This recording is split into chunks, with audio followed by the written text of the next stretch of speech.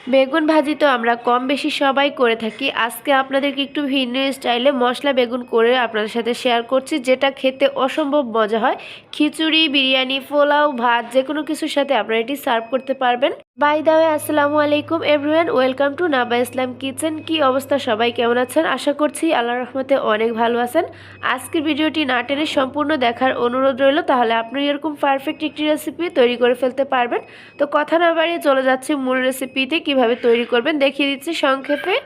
আগে থেকেই কিন্তু বেগুনগুলো কেটে এগুলো হালকা হলুদ আর লবণ দিয়ে মাখিয়ে রেখেছিলাম। এখন আমি কড়াইতে তেল দিয়ে চুলার আঁচটা মিডিয়াম হিটে রেখে এগুলো ভেজে নিচ্ছি।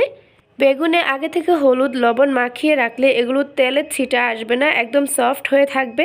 তো দেখতেই পাচ্ছেন একটা সাইড কিন্তু আমি উল্টে দিয়েছি, একদম লালচে করে ভেজে নিচ্ছি। অপর সাইডটাও কিন্তু আমি সেমভাবে ভেজে নিব। শুধুমাত্র হলুদ আর লবণ মরিচ গুঁড়া দিয়েও কিন্তু অনেকেই এভাবে ভেজে খায়, এটাও খেতে ভালো লাগে। তবে মশলা বেগুনের স্বাদটা কিন্তু একদম অন্য লেভেলে। তো আমি এগুলো উঠিয়ে নিচ্ছি। আরও একটা কথা, আমি কিন্তু এই বেগুনগুলো সরিষার তেল দিয়ে ভাজছি, আর এভাবেই কিন্তু খেতে ভালো লাগে। আপনারা অবশ্যই চেষ্টা করবেন সরিষার তেলে ভাজার। এরপর আমি একই তেলে দিয়ে দিচ্ছি পেঁয়াজ কুচি, সাথে কতগুলো কাঁচামরিচ কুচি অ্যাড করেছি ঝালের জন্য। তবে ঝালটা আপনার টেস্ট অনুযায়ী ব্যালেন্স করে নিতে পারবেন। একদম লালচে করে পেঁয়াজটা ভালো করে ভেজে নিয়েছি।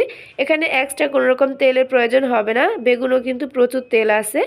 এরপর কতগুলো মশলা অ্যাড করে দিচ্ছি। আদা এবং রসুনের পেস্ট এখানে 1 টেবিল চামচ পরিমাণ ব্যবহার করেছি। জিরা এবং ধনিয়ার গুঁড়া মিলে এখানে হাফ চা চামচ করে ব্যবহার করেছি। এখন আমি এই মশলাটা 30 সেকেন্ডের মতো ভেজে নিয়ে সামান্য পানি অ্যাড করে দিয়েছি, যাতে মশলাটা না পুড়ে যায়। তো এখন কিছু শুকনো ইনগ্রেডিয়েন্টস অ্যাড করে দিলাম। হলুদ গুঁড়া দিয়েছি হাফ চা চামচ, আর লবণ অ্যাড করে দিয়েছি হাফ চা চামচ। অবশ্যই টেস্ট অনুযায়ী লবণটা ব্যালেন্স করে নেবেন। এখানে কিন্তু আমি কোনো রকম মরিচ গুঁড়া ব্যবহার করিনি। এই পানির সাথে মশলাটা একবার ভালো করে ফুটিয়ে এখন আমি আগে থেকে ভেজে রাখা বেগুনটা অ্যাড করে দিচ্ছি। এখানে কিন্তু কোনো রকম বাড়তি পানি ব্যবহার করা যাবে না, একদম গলে যাবে বেগুনগুলো। যেহেতু এগুলো আগে ভেজে নেওয়া হয়েছে, সামান্য পানি অ্যাড করলেই হয়ে যাবে। আর জাস্ট এই মশলাটার সাথে মিক্স করে নেওয়ার জন্য, মশলাটা ভালো করে মিক্স হতে হতে কিন্তু এই বেগুনের পানিটা সম্পূর্ণ শুকিয়ে যাবে। এই মশলা বেগুনটা যদি এভাবে আপনারা রান্না করেন, আশা করছি আপনারা অনেক ভালো একটা টেস্ট পাবেন। এটা দিয়ে আপনারা যে কোনো কিছু খেতে পারবেন। আপনাদের সাথে কথা বলতে বলতে কিন্তু বেগুন ভাজিটা আমার সম্পূর্ণ হয়ে গিয়েছে। এখন কতগুলো ধনিয়া পাতা দিয়ে এটা নামিয়ে নিচ্ছি। এখন যেহেতু ধনিয়া পাতার সিজন, এটা না দিলে একদম মনে হয় তরকারিটা কমপ্লিট হয়নি।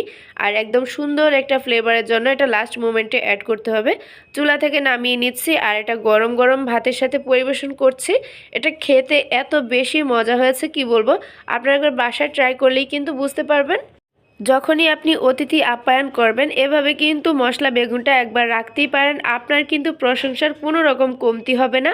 আজকের ভিডিওটি ভালো লেগে থাকলে অবশ্যই একটি শেয়ার দিয়ে দিবেন। আল্লাহ হাফেজ, আসসালামু